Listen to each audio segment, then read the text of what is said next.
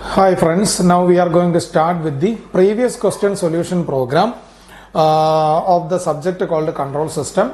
In this session we are going to solve almost every previous question that is asked from the subject control system for GATE examination for the last 20-25 years. So we will be dividing our subject into various chapters and we will be dealing with the questions on a chapter wise basis. So from your workbooks, you have questions in your workbooks. So all the questions in the workbooks will be discussed in this session, and I'll be giving you the answers for each and every question. So you have to keenly attend to this session. Once you have completed doing all the previous questions from the subject control system that is asked for GATE for the last 20-25 years, you are perfectly okay to go into your actual examination. Okay, so we are starting with the subject control system, and here the session is actually GATE previous question solution program for the subject control system. That is the questions that has been asked for the real GATE examination for the last 20-25 years.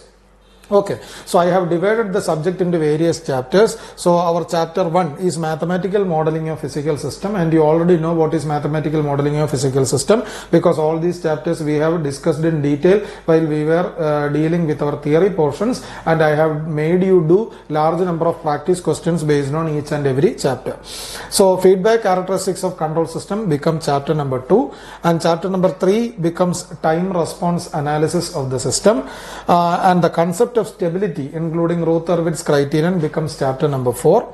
Now chapter number 5 is included as road locus techniques, and you know what is road locus technique, and we have did large number of questions based on road locus also. In chapter number 6 we will be dealing with the frequency response analysis, which include the polar plot, the Bode plot, and the Nichols chart, and the Nichols stability criterion and all. Then we will go with the design of control systems in chapter number 7, and as a final chapter in chapter number 8 we will deal with the state variable analysis of the system. So first of all we are going into chapter number 1, and chapter number 1 is what? Chapter number 1 is mathematical modeling of the given physical system. So we will be starting with the previous questions asked for GATE examination from this chapter called mathematical modeling of control system, mathematical modeling of physical system. So before coming into this session, you must make sure that you have completed the theory portions and did all practice questions attending my classes. So this is chapter 1. So we will be dealing with the question number 1, and this is a 2-mark question asked for 1991 examination. So it's a 2-mark question asked for 1991 examination. A signal flow graph is given. The signal flow graph of the figure shown below has dash number of forward paths and dash number of feedback loops. So these are very simple questions, and this is actually a 2-mark question which was asked for 1991 examination. So here we will have to find out the forward paths and we will have to find out the feedback loops. And here you can see there are 4 forward paths for the system. The 4 forward paths will be A, B, D, F, G, A, H, F, G, A, K, L, F, G, and A, K, M, G. And there will be 4 feedback loops for the system. So it will be C, D, E, L, F, N, and M, N. So there are 4 number of forward paths for the system, and also there are 4 feedback loops for the system. So for question number 1, our answer will be 4 and 4.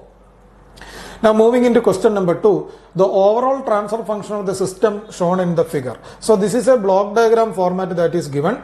4 choices are given. This is a 1992 1-mark question. So instead of going with the block diagram, we will be converting the block diagram into a signal flow graph. So a simple signal flow graph will be obtained with the W of S as the input and Y of S as the output. So we will have to make the transfer function as Y of S divided by W of S. So what are our feedback paths? Our feedback path are, our forward path is G and G, and there is another forward path called GHG and GHG. So it is G plus GHG plus G plus GHG divided by 1 plus GH. Okay, because the feedback loop is G into H. So it is what is our transfer function form? Our transfer function form is G of S divided by 1 plus G of S H of S. Okay, so you will have to simplify this equation because there are 4 forward paths in this diagram. There is a forward path with respect to G, and here also there is a G, and here you can go with G, G, H and G. Here also you can go with G, H and G. So substituting this, and when you are reducing this, you will be getting the expression as 2G divided by 1 minus GH, which is equal to option B, which is equal to 2G divided by 1 minus GH, which is option B for question number 2. Now moving into question number 3, signal flow graph is used to obtain the stability of the system, the transfer function of the system, the controllability of the system and observability of the system. So what will be our answer? Signal flow graph is not used to obtain the controllability, observability, stability of the system. Signal flow graph is used to obtain the transfer function of the system. So for question number 3, we will go with the option B. Now moving into question number 4. The closed loop transfer function of a control system is given by transfer function is equal to C of S by R of S is equal to 2 into S minus 1 divided by S plus 2 into S plus 1. For a unit step input, the output will be is the question. So we are rewriting the transfer function as C of S divided by R of S, which is equal to 2 into S minus 1 divided by S plus 2 into S plus 1. And what is our input? Our input is a unit step input. So what is our R of S? Our R of S gets converted to 1 by S. So instead of R of S, you will be able to substitute 1 by S. So then you will obtain an expression for C of S, and you can take the inverse Laplace transform to obtain the value of C of t. And what is C of t? C of t becomes equal to minus 1 minus 3 e raised to minus 2t plus 4 e raised to minus t, which is equal to option A for question number 4. So for question number 4, our answer is minus 3 e raised to minus 2t plus 4 e raised to minus t minus 1. Moving into question number 5, a block diagram is shown in the figure. You will have to find out the transfer function C of S divided by R of S. You know how to solve these kinds of block diagrams. So the number of forward paths, the number of loops and the number of non-touching loops are taken by converting this into a signal flow graph. So when you are converting this into a signal flow graph, you will get the forward paths, the loops and the number of non-touching loops, and you can substitute it into the Mason's gain formula. And you know how to substitute it into the Mason's gain formula, or you have to refer to the practice questions that we have already discussed while we were discussing the theory portions. So what is our transfer function? Transfer function is C of S divided by R of S, which is obtained as G1 G2 G3 divided by 1 plus G1 G2 H1 plus G2 G3 H2, which comes to option A for question number 5. So for question number 5, we will close with the option A. Now going into question number 6, a linear time invariant system initially at rest when subjected to a unit step input gives a response of y of t is equal to t e raised to minus t greater than 0. The transfer function of the system has to be obtained. Okay. So it is subjected to a unit step input which gives y of t. Okay. So y of t, x of s is equal to L u of t is equal to 1 by s, because it is a unit step input that we are giving. So what is our step input? Our step input is 1 by s. So y of s will be L t e raised to minus t. L t e raised to minus t. So L t e raised to minus t means we will have to find out the expression as y of s divided by x of s. So what is the transfer function? Transfer function is equal to y of s divided by x of s, which is Laplace transform of the output divided by Laplace transform of the input. What is our input? Our input is a unit step input. So what is our output? Our output is equal to L t e raised to minus t. L t e raised to minus t, because it is the time invariant system initially at rest and it is subjected to the unit step input. It gives an output y of t is equal to t e raised to minus t. So it is L of t e raised to minus t, which comes to 1 divided by s plus 1 the whole square. So we have obtained the value of x of s and we have obtained the value of y of s. So when you are putting the value of x of s and y of s, you will be getting it as s divided by s plus 1 the whole square. What is s divided by s plus 1 the whole square? S divided by s plus 1 the whole square is option C for question number 6. So transfer function is obtained as s divided by s plus 1 the whole square. Now for question number 7, the transfer function of the system described by d square y by dt square plus dy by dt equals du by dt plus 2u with u as input and y as output is. So u is the input and y is the output. So we will be rewriting the transfer function as d square y by dt square plus dy divided by dt equals du by dt plus 2u is the expression that is given, where u is the input and y is the output. So we will have to make the expression in terms of y divided by u. So converting this expression into S format, into the Laplace form, you will get the expression in terms of UFS and YFS. So you have to isolate the UFS on one side and YFS on the other side, and when you make an expression for YFS divided by UFS, you will get it as S plus 2 divided by S square plus S, which will be option A, which is equal to S plus 2 divided by S square plus S for question number 7. Okay, so that is answer for question number 7. Now moving into question number 8, the similar question is there. A control system is defined by the following mathematical relationship as d square x by dt square plus 6 dx by dt plus 5x is equal to 12 into 1 minus a raised to minus 2t. The response of the system as t tends to infinity is to be obtained. So we are rewriting the expression as Laplace, taking Laplace transform on both sides and rewriting the expression s square, and you can see that this is x of s. So you can take x of s in common, so it becomes equal to s square plus 6s plus 5 into x of s equals 12 into 1 by s minus 1 by s plus 2. So simplifying this part of the expression, you will get it as 24 divided by s into s plus 2. So from this you can make an expression for x of s, because what is x of s? X of s is equal to 24 divided by s into s plus 2 into s square plus 6s plus 5, which can be factorized into x plus 1 and s plus 5. So we will have to find out the response at t tends to infinity.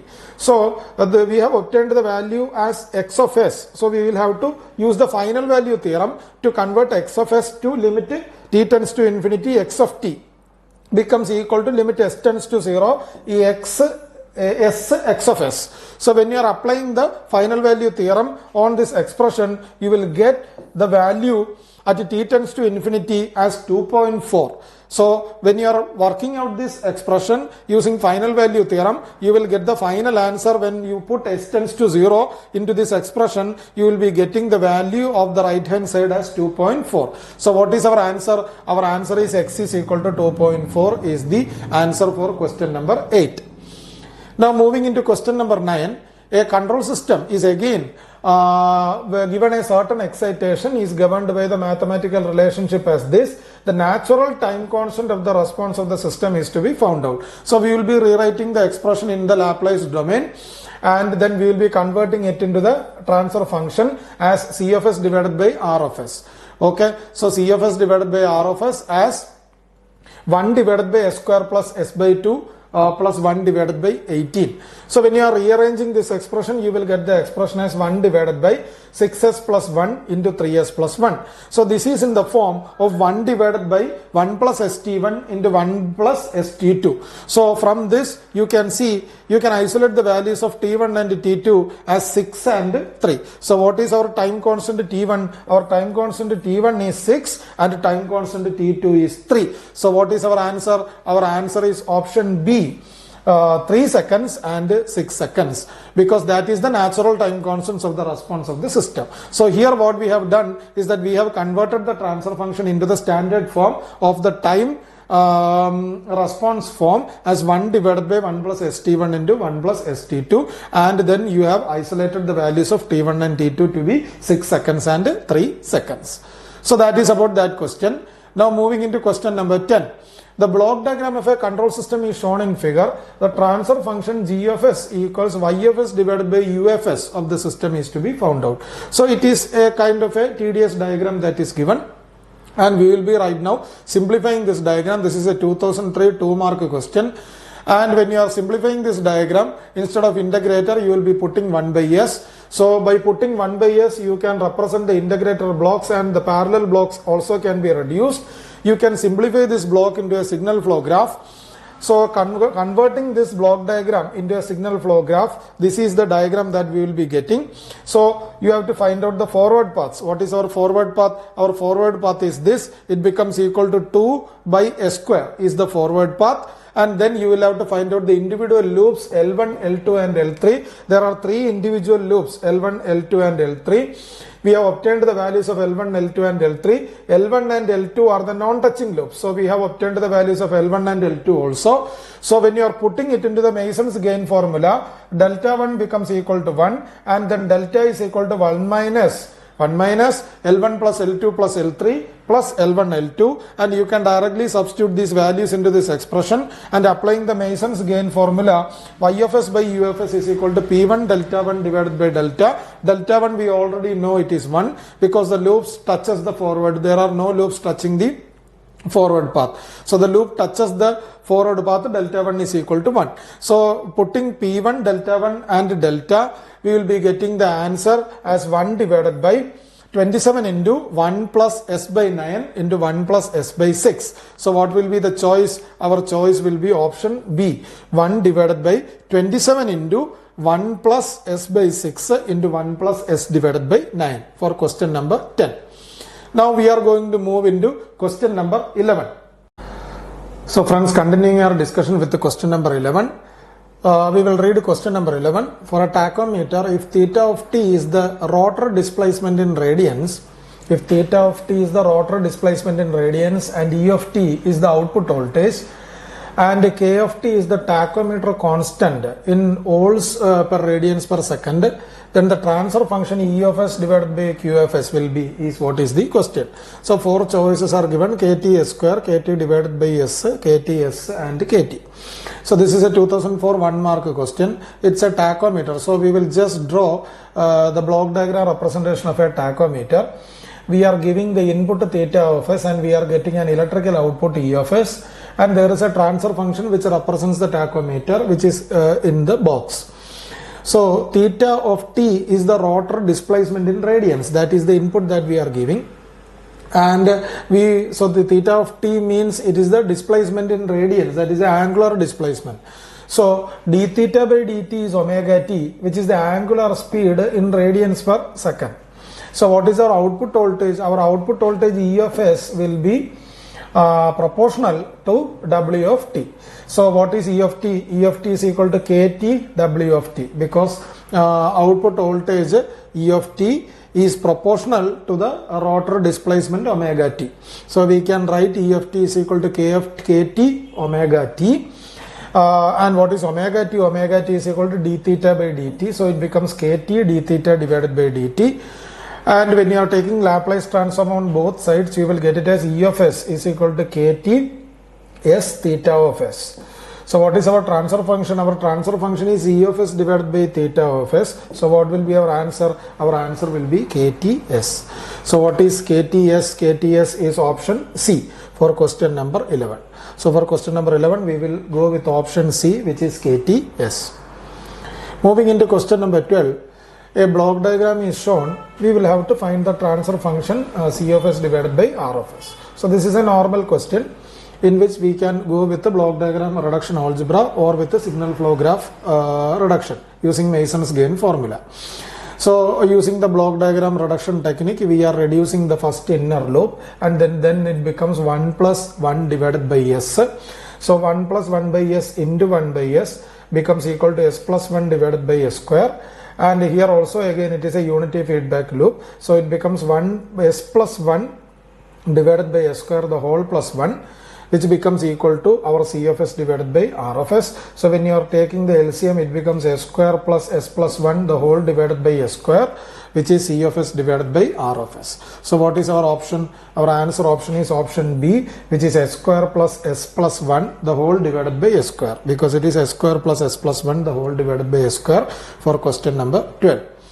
Now moving into question number 13.